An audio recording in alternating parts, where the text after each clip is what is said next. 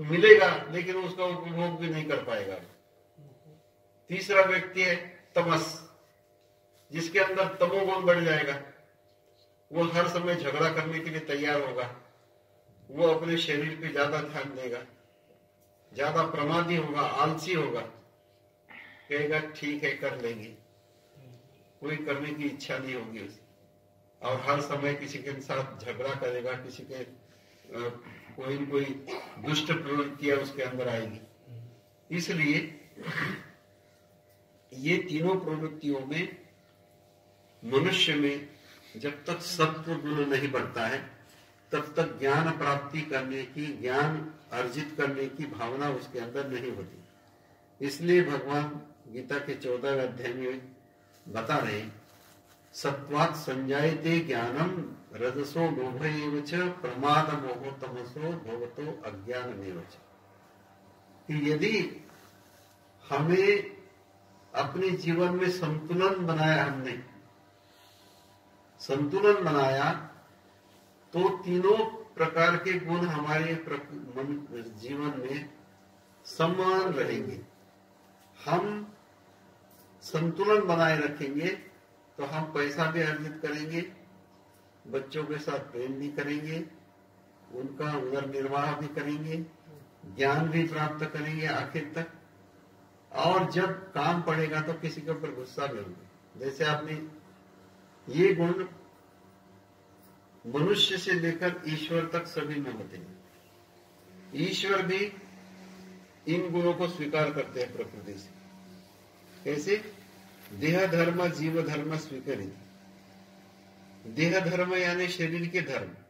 शरीर के धर्म क्या है? खाना पीना, सोना, उठना, बैठना। तो जीव के धर्म जो है, जीव का धर्म यह है कि कभी वो उदास होता है, कभी वो खुश होता है, कभी प्रसन्न होता है, और कभी दूसरे से प्रेम करने लगता है, कभी दूसरे के ऊपर गुस्सा भी करने लगता है। तो ये गुण ईश्वर भी प्रकृति से स्वीकार करते हैं, पर मनुष्य के गुणों में और ईश्वर के गुणों में अंतर होता है। क्योंकि वो विशुद्ध माया स्वीकार बनाती है। अब ये जो गुण होते हैं, इन गुणों से ही हम ज्ञान में हमारी प्राप्त करने की प्रवृत्ति होती है, और ज्ञान प्राप्ति का अधिकार भी इसी से हमें प्राप्त होता है।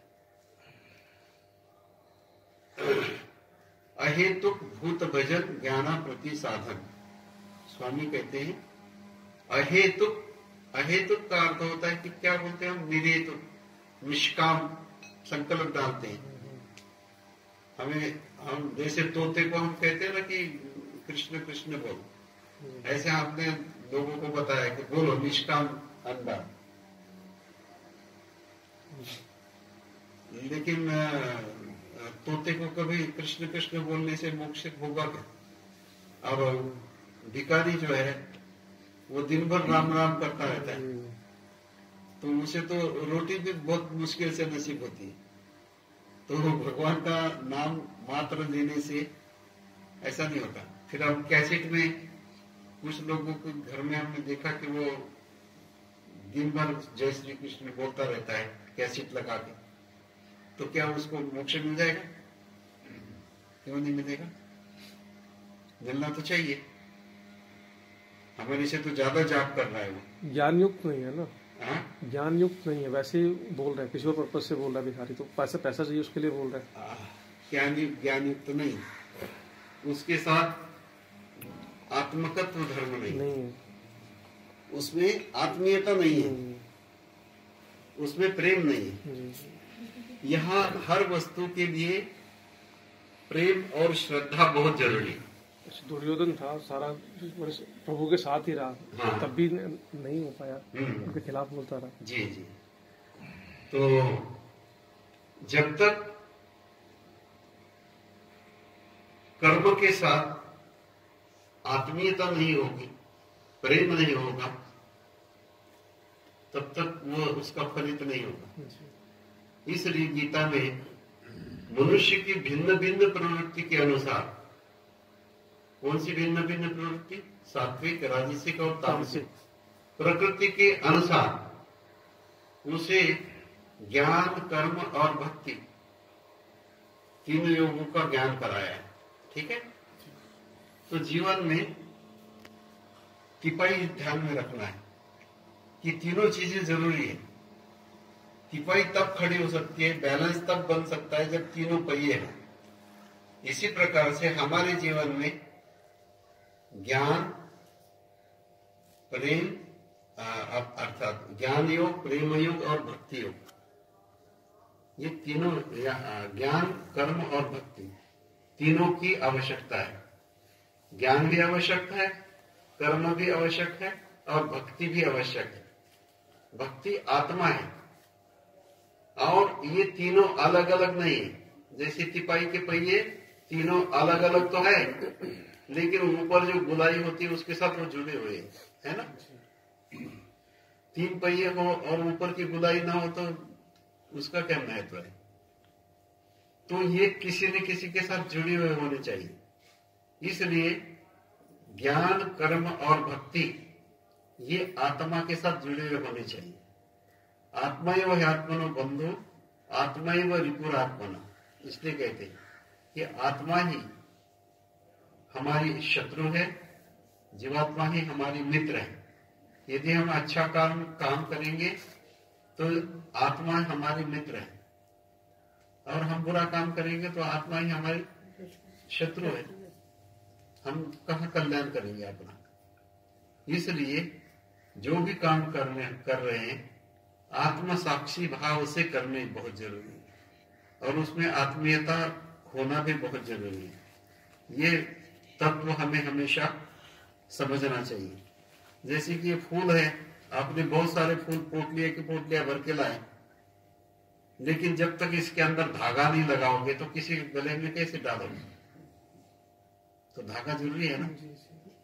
इसी प्रकार से आपके पास कितना भी धन हो, कितने भी वस्त्र हो, जब तक दूसरे को प्रेम से नहीं देंगे तो उसका कोई लाभ नहीं।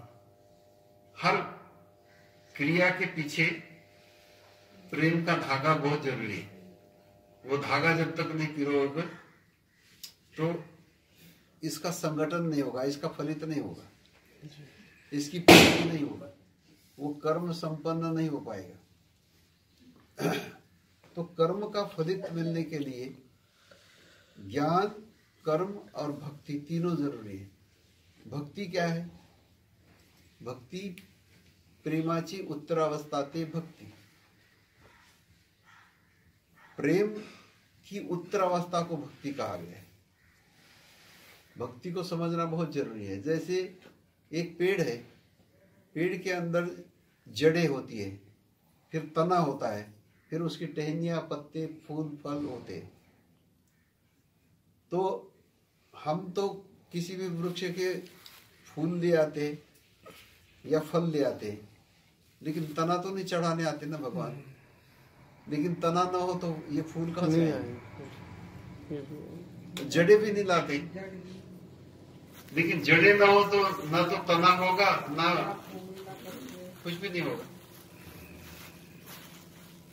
तो तीनों का अस्तित्व जो है एक दूसरे के ऊपर निर्भर है। तीनों चीजें एक दूसरे के ऊपर निर्भर है। जड़ होती है पहले, जड़ बीज से पहले। आपने कभी बीज अंकुरित होता हुआ देखा है? बीज जब अंकुरित होता है तो एक पत्ते वाली हिस्सा ऊपर जाता है और एक हिस्सा नीचे जाता है।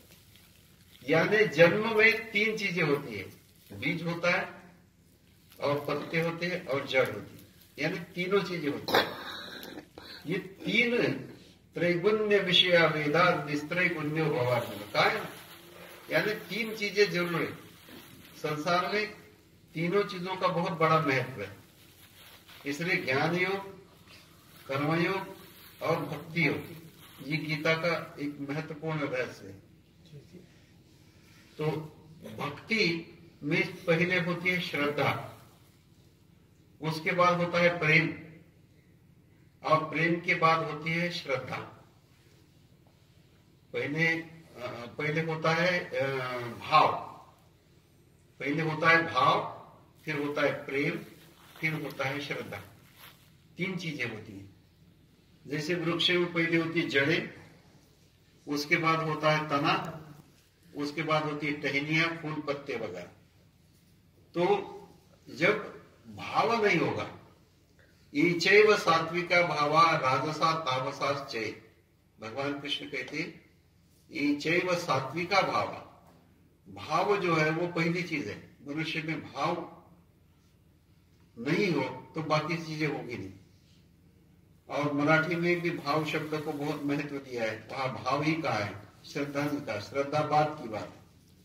तो जब हमारे मन के अंदर कोई भाव होगा, इसको गीता में संकल्प कहा है, संकल्प प्रभवान कामान त्यक्त्वा सर्वान शेषतः।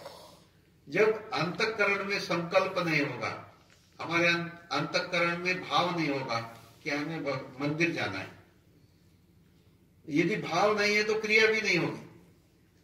तो पहली बात, हमारे अंतःकरण में भाव हो,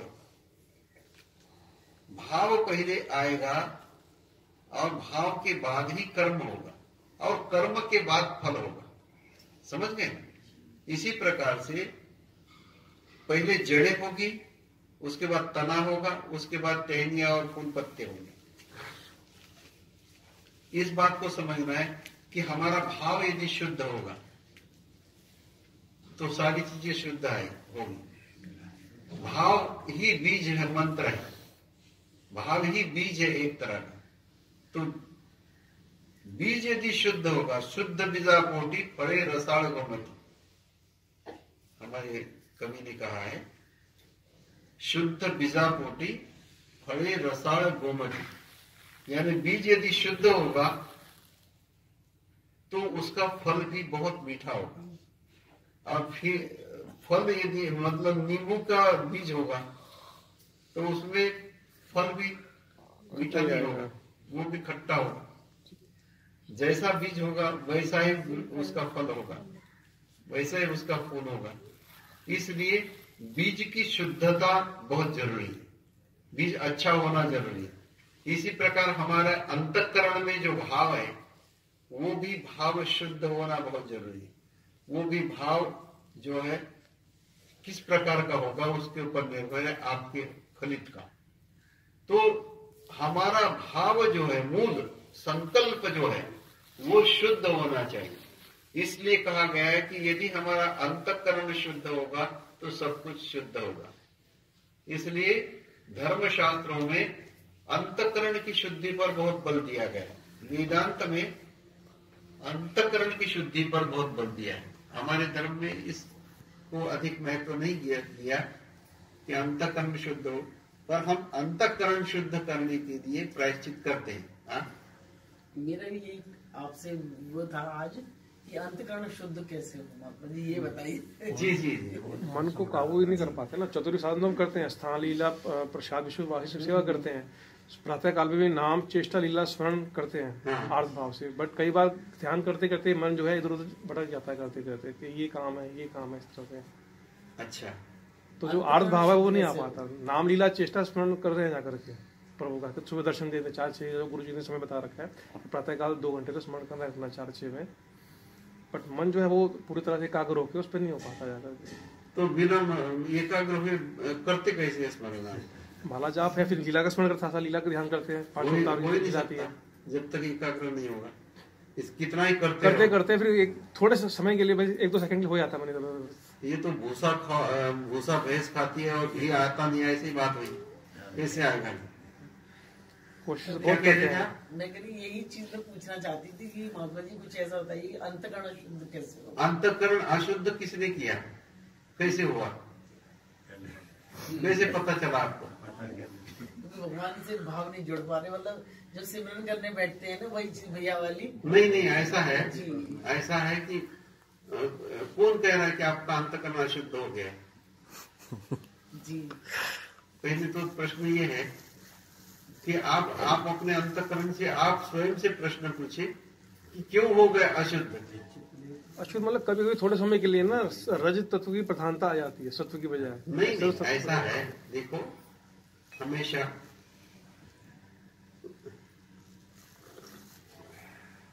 प्रश्न उद्भव तब होता है कि अंतकरण मैला कैसे हो गया।